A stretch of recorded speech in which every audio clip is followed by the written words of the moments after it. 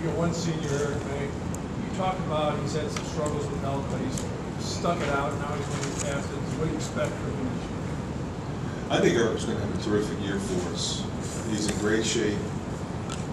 He's playing with a lot of confidence right now. He's as healthy as he's ever been. This will be year 3 playing for me in terms of what we do and how he fits. I know he's hungry to have a senior year that he'll be able to remember, and I hope that that's how it works out. I have a lot of confidence that it will. Fran, I wonder if you could talk a little bit about Woodbury and Gazelle. I mean, it's been a long time since Iowa's had that true center, that natural point guard. What do you expect out of them in year 1? Well, I expect both of them to obviously contribute immediately. And I think what we all hope for when we recruit freshmen is that they don't play like freshmen. And I don't think they will. Now, they may have some freshman moments, but both of them are incredibly mentally tough, physically ready. And of course they're going to get better, but I'm very confident they're both going to be very good players right off the bat, and most importantly, be consistent performers right off the bat. Last year the goal was to get to the NCAA tournament. Same goal this year? It's the same goal every year. I mean, obviously, you want to get to the NCAA tournament in advance. That would be the goal.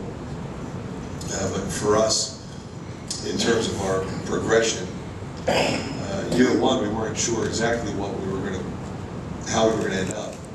And we had some excellent moments and some other struggles, but that was to be expected. Last year we expected to improve, which we did. Accomplished a lot of things that we had in previous years. And then now obviously we want to get better. And so if you're looking at 18 wins and an NIT bid, then the next logical step is the NCAA tournament. But I think, as everybody knows, this league in particular is difficult. It's doable because I think without question we have the best conference in the country. I don't think that's arguable anymore. So now you're talking about anywhere from 6 to 8 teams potentially getting in. 7 is usually the number, but I don't think 8 would be out of the question for this year in particular. Being that, it seems like we've got 3 or 4 in the top 10 preseason. So, whereas I think we have made phenomenal strides in terms of filling our roster with talent and addressing needs in terms of depth at the point guard position, size, versatility, the ability to have personnel that can play the style that we want to play. There's no question we've done that. But now we've got to go out and win consistently. We've got to do it in the non-conference portion of our schedule, and then also against the teams in the best conference in the country. Last year we won 8 in league play, and it's probably going to take a little more than that. What kind of impact do you think you're going to get out of your freshmen? Not just Gazelle and Woodbury, but guys like Clemens, who won a state title, Meyer, who has size, and then Ingram. Well, obviously, we want to get contributions from those players. The challenge, I think, Scott, is whereas I think last year and the year before it was relatively simple to look at my roster and kind of figure out these are the guys that are playing. And these are the roles that those players will be in. This year's a little bit different. We've got more players expecting to play. And I think a real challenge for me will be to figure out who they are and be able to successfully define a role for them. And then more importantly, make sure that each and every one of them accepts that role. So when you look at style of play, that could really be important, because if we're going to play fast, and we want to get after people, and we're going to press more than we pressed last year, in order to do that, we're going to need fresh legs. And we have those. And the practices this year, Scott, will be so much more competitive than they've been in the previous 2 years, where players are going after playing time, they're going after starting roles. And that's only going to make our team better. It's going to make it deeper, obviously, but it's going to make it better, because the more competitive practices are, the better capable we're going to be of competing, especially on the road, especially late game. And most of you guys were in attendance last year when we struggled at the defensive end of the floor. And that's where the rest usually takes place. It's not that they don't want to play defense, it's not that they're neglecting that side of the floor, it's they're a little bit tired. You know, we had a lot of our key guys playing significant minutes. And the reality is, they all want to do that. They all want to play 34 to 36 minutes or more. And you can do that, but there's going to be a negative side of that. So hopefully this year, you know, I can cut down on some of those minutes, and the players will buy into that, give others an opportunity, and then have the flexibility to go with different lineups throughout the course of the game, depending upon who we're playing. Whether we go small, whether we go big, whether we go zone, whether we press more, play more half-court man, whatever. But I've got some versatility in terms of how I can maneuver personnel around to make that happen. What do you need, want, and expect from Devin Martin? Well, I need him to take that next step, which I think he will. And the reason I think he will is I watched him this summer, and I watched him in the spring, and I watched him in the fall, and I saw somebody that's determined to continue to get better. We saw, you know, a skinny freshman have some phenomenal moments, and then we saw him establish himself in this conference as one of the premier players in the league last year. So now, what's that next step? He's got to be a little more consistent. He's really worked on his shot. He obviously can score the ball, but his shooting is going to have to be a little bit more consistent. I'd like to see him sort of settle into that role where Matt was last year as maybe our go-to guy late. I think he can do that. Then the other thing he's going to have to do is play defense more consistently, which he did not do last year, and he knows that. So I think what he's done to prepare himself to make that happen is he's really gotten in phenomenal shape. He's much stronger, and I think feels really good about where his game is. I think towards the end of last year, you saw him, as I said, become one of the premier players in our league, and he did that by showing an array of skills. He played point, he drove it, you know, he was able to play in transition, he was able to score one-on-one, he was able to play in pick and roll, able to play against zones, and really played, I think, with a tremendous amount of confidence. And I think right now what you have is a junior who's going to play with great confidence, with a complete skill set, who now has to challenge himself to be able to do it at both ends every night. And that's what Gaines did, and that's what we need him to do. Well, Aaron White's role will be a little bit different in that he's going to play some three. And he likes that.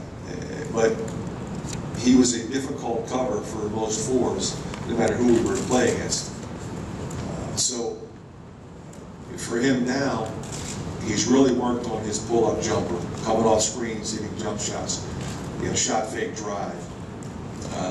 He needs to finish a little bit better because he can get to the rim anytime he wants. And his stamina has to improve. He struggled last year with that, with, you know, just being a freshman who, as the season went on, I think, you know, got a little bit tired at times. We had him logging a lot of minutes. So this year, for example, he's going to play 4, he's going to play 3. He's going to have to guard 3s and 4s. And I'd like to see him step up offensively and, you know, take those 11 points to 15 or 16, which I think he's capable of doing.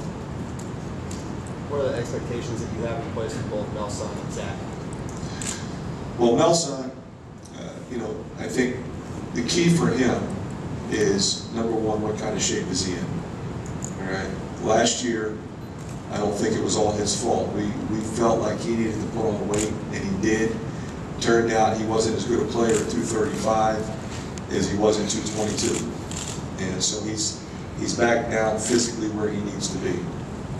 I think he's smart enough to realize what he went through as a freshman, what he went through as a sophomore, the good and the bad, and process that so that this year we see more of the good. So I think for him, he's playing with a tremendous amount of confidence. He's in the best shape of his life, and I want to see him play with that kind of reckless abandon we saw more of when he was a freshman than we did last year. We saw it at times. And that was the unique part of the sophomore year, where he looks and says he had a subpar sophomore year, he had great games for us as a side. He just didn't do it consistently. So for him, the key is going to be consistency. You know, in terms of Zach, I mean, Zach has sort of been the model of consistency, except that his freshman year he turned the ball over a lot, way too much. Part of that wasn't his fault; it was my fault. I had to play him at the 3, and that was a little bit out of position for him then. Now he can play the 3, he can play the 4, he can play the 5. Smart enough to remember where to go in all 3 positions. Probably one of our best shooters, without question. And again, another guy that's really strong at 235, playing with a tremendous amount of confidence. So it gives us a lot of versatility when we look at personnel.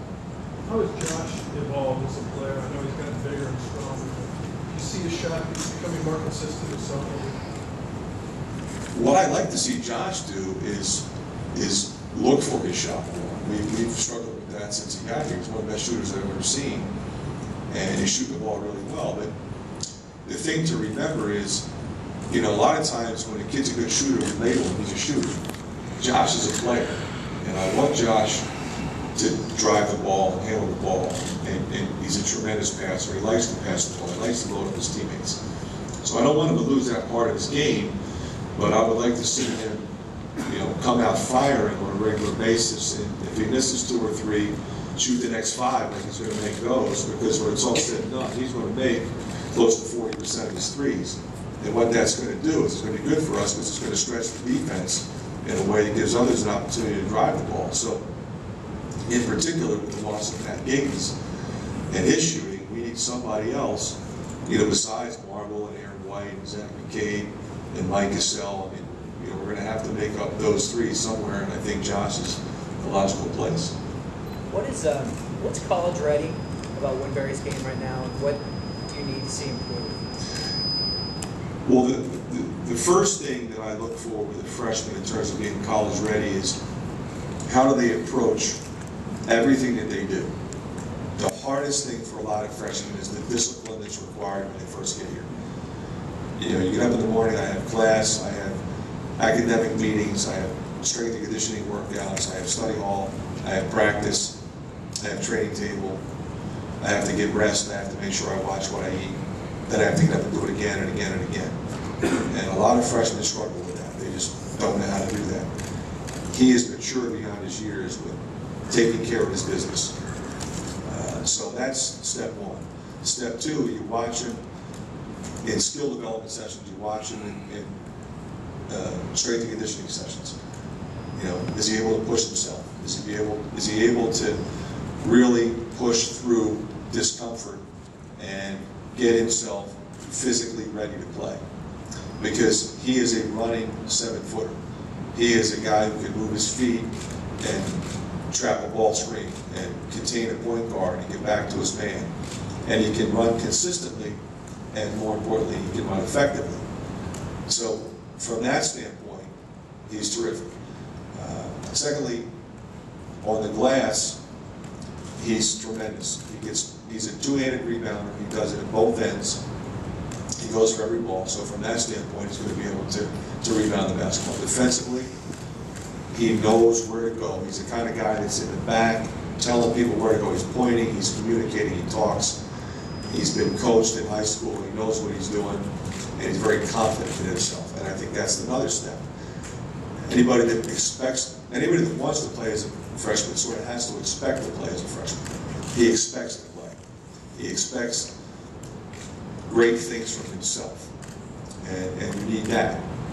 Offensively, he will continue to get better, but what he understands how to do is post up. He understands how to get the ball. He commands the ball. He wants the ball, and he'll seal, and he understands all that kind of stuff, and he can do it at half quarter, he can do it in transition. So when you combine all of those factors, very impressive freshman who, I think a lot of people might expect more from offensively right off the bat, and he's going to be really good.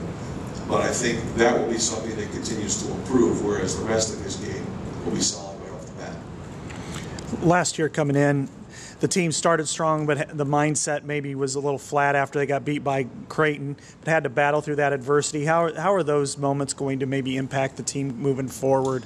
Well, you know what? Nobody wants to go through that anymore. you go through, getting your ears pinned back a couple of times, and you're in the locker room kind of looking at each other like, what went wrong? And what you do in that situation as coaches, as players, you break everything down. And you try to analyze, how can we improve a little bit here, a little bit there? And then as that happens, you make progress, you move forward. And you continue to believe in each other, you continue to believe in the philosophy and the game plan. And if you have character on the team, then you're going to get better.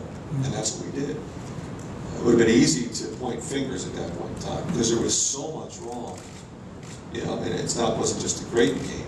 It was 3 or 4 others in that stretch where you're wondering, what's it going to be like? And you're thinking, it's only going to get worse. We're going to the Big Ten. We're going to be playing really, really good teams, 5 and 4 caliber teams. How's it going to get better? Well, it's going to get better as if we incrementally make it better. And we put the time in. And we had great senior leadership. And I have a great staff. And what we were able to do is to continue to let these guys play and improve their confidence level. Because at that point in time, there's no question it was at an all-time low. But the other thing was, and we improved it a little bit, defensively in those games you're referring to, we were atrocious. We got better. Okay, now we're not where we need to be, but we got better. And that was something that was addressed directly at that point in time. And that was, I think, a major step to turn things around. If we stumble, there's a little bump in the road, how do we respond? And our players have responded well. They responded in a positive way, and so has our staff. So, I'm okay with expectation. You use the word consistency a lot as far as what is something that you want from the majority of players that had provided contributions last year. If you get that consistency you're looking for, what is this team's potential? Well, I think you're right. I think consistency is the key to pretty much anything. You break each player down. And a lot of times, the guy that'll get you, 6 and 4 every night is better than a guy that gets you 18 and 2. And so you look at each player, can they be consistent? Can they consistently reach their potential? And okay, if somebody doesn't, well, then somebody else has reached their potential on that night, will be fine. So, as far as that's concerned, I'm expecting much more consistent effort per man, much more consistent effort at the defensive end of the floor. We have a number of individuals, for example, who had more turnovers and assists. That has to get reversed. We're going to play fast, we don't play nuts. So we're not a turnover team. You can't be a turnover team. A lot of times teams refer to other teams and say, well, they're not going to turn the ball over. They hold on to the ball. And they don't shoot it, early in the shot clock. We're going to shoot it quick. We're going to push it. We're going to attack. But we're not going to turn the ball over. So those are the kinds of things I think you're referring to. Those are the steps we have to make. And you can't turn the ball over and don't defend and expect to win. It's not going to happen. So if we cut down on our turnovers, play a little better defense, rebound a little better, they have fewer second shot opportunities. Well, their shooting percentages are going to go down. Our running opportunities are going to increase. And in theory, certainly we're going to be better off. Having rebuilt programs before, is the step from where you took over to now, is that more difficult than where you guys have to go from here? I think it is if you factor in the league we're in.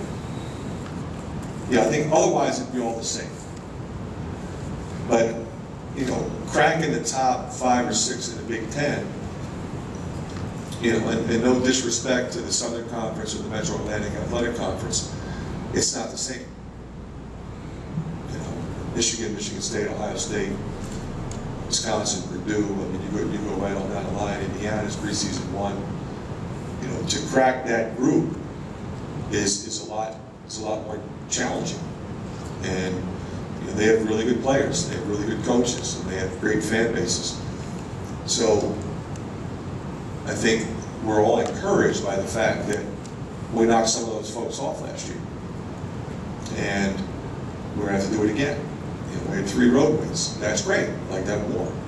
Not easy. not in this league. So I think that's a very good question when you look at trying to make comparisons, but I do think there's one distinct difference, and that's the Big Ten.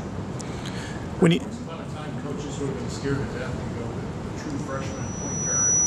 What is it about Gazelle and your other freshman guards that makes you confident? Well, in particular with Mike, it's his makeup. If you know him, or if you're around him at all, and this is a very strong statement. There are very few, if any, more focused athletes I've ever been around. You know, it's very similar to Matt Gatens in that respect, and I can start naming the great players that I've had over the years. You talk about having the ability to focus and keep your day in order. I mean, he was the first academic report I received in the summer. A. Okay. No, well, where's Mike? We can't find him. He's not in class. He's not at the, he was supposed to have a meeting. He didn't show up. A's, nothing but A's. He never had anything but an A in high school. Valedictorian, Gatorade Player of the Year, state champion. Well, there's a reason why he accomplished all of those things. And those are the qualities that typically differentiate a freshman who comes off the bench and contributes versus one who is capable of being a starter and engineering victory on a regular basis. And fortunately for us, we have two players in the exact same mold, in Mike Cassell and Anthony Clemens. Now, they're both freshmen. Now, I can play marble there. He's done extremely well for us in that position. I would rather not, because I need Dev off the ball, scoring for us, and attacking the basket and being a guy that we go to, as I said, on a regular basis. So I feel good about our point guard position in that we have, that's why we brought Anthony in. And we told him, and there'll be times when I play all three of those guys at the same time. That will be the three. And the other thing is, they both defend. And you can talk about defense and shooting percentages and rebounding. Defense starts at the point of attack. We've got to contain the ball in transition. We've got to pressure the ball at the point of attack. And whether they're running pick and roll or they're running continuity or they're running motion, it doesn't matter. We've got to put some pressure on the basketball as it comes down the floor and crosses the 10-second line. And we have to stay after the ball. It's not just once in a while, half the time. And that's what Mike will do. He will stay after it. He also, and I use this term about him a lot, he's got the greatest case of amnesia I've ever seen. If he does turn it over, he misses a shot, it's like it never happened. Right on to the next play, right on to the next challenge. And that is truly something that we oftentimes try to encourage our guys to be like that. And you don't want them to make mistakes, but there's got to be a certain level of, we're going to make a mistake or two. And when that happens, the real test is what happens next.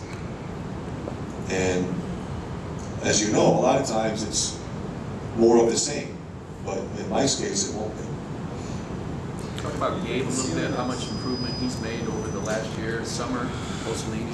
Gabe Bolsonini's made unbelievable progress.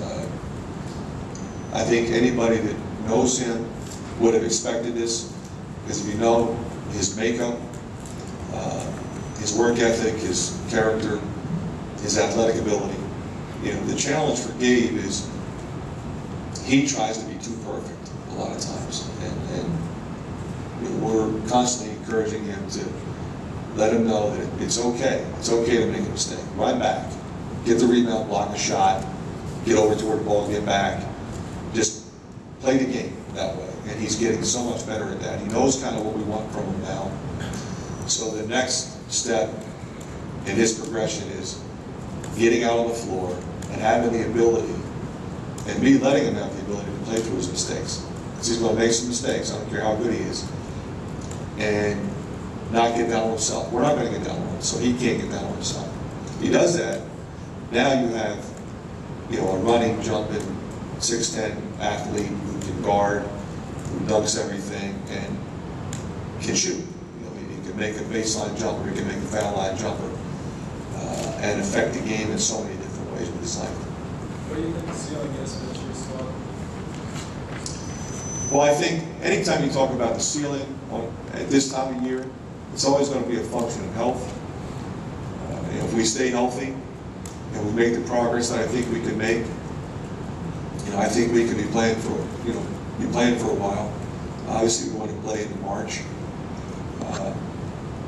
At this point in time, we've got a lot of things to figure out, and that'll start today and tomorrow. Figure out how it all fits. I think that, as I said earlier, when I was answering Scott's question, and that's really what it comes down to. It's going to be an interesting team to try to figure out how everybody's going to fit, because I don't know that I've ever had a team, and I mean this sincerely, where we've got 12 guys I can put in the game, and they all expect to be put in the game. And it's not easy to get 12 in. So we'll see how that goes. Do you feel like you finally have the players that can fit your style the way you want to play, as opposed to in the last couple of years you've kind of had to adapt your game plan around who you have? Well, I don't think there's any question about that. We do have those kinds of players. And, I think in the last couple of years we did, obviously more so last year, but even my first year we could play like that, but we weren't deep enough. You can say we're going to press, but how are you going to press with a short roster and a very short bench? You're just going to get beat. So you have to be prudent with how you decide how much running we're going to employ here. So now, again, we have enough depth, enough athletic ability, enough size, enough versatility, and we have smart players. It's great to say you have versatility, but you got to remember, that guy has to remember where to go on every set play. If he's playing 3-4-5, every out of bounds play gets zone, every zone offense, every press offense, every side OB play, every late game play, and all of our pick and roll action. Where do you go? And if you don't have intelligent, smart players, you can have all the versatile athletes in the world, but it's not going to ever be effective on the floor. We do, and that's also part of how we recruit. We recruit individuals that can think the game, and like I said, sometimes it looks like we're just playing fast and we're attacking, but there's a plan and there's a method to everything we do, and something has to come behind that, because you don't score in transition every time. You've got to have other ways to score. Well, then we have to figure out how that's going to take place. Well, now I need guys that can handle that and execute it on a regular basis. Of our number situation, but to talk about who that might be at this point is probably doesn't make any sense, because God forbid somebody gets hurt, but that will eventually be, if somebody does get hurt, that's what we redshirt, honestly. Anything else? Okay, thank you. Okay. Fires and coach.